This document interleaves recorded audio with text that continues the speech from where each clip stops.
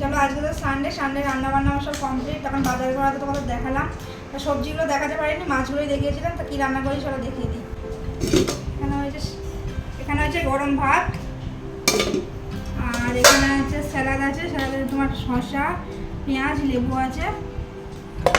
আর এখানে করেছি কচু পাতা বাটা, আমাদের এখানে কচু পাতাটা পাওয়া যায়, আমরা বাটা করেই খাই। আর এখানে আছে ইলিশ মাছের তেলটা রেখে দিয়েছিলাম, আর এখানে ইলিশ মাছ ভাজা করেছি দেখো।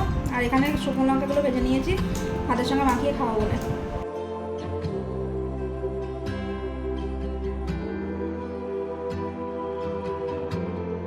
কাঁকড়ার ঝালটা কেমন হয়েছে দেখো। আর এই দাঁড়াগুলো খেতে না হেভি লাগে। ঠিক আছে, আজকের এই মেনু কেমন হয়েছে ভালো লাগলে লাইক কমেন্ট শেয়ার করে দিও, আর সাবস্ক্রাইবটা করো। Tata bye bye.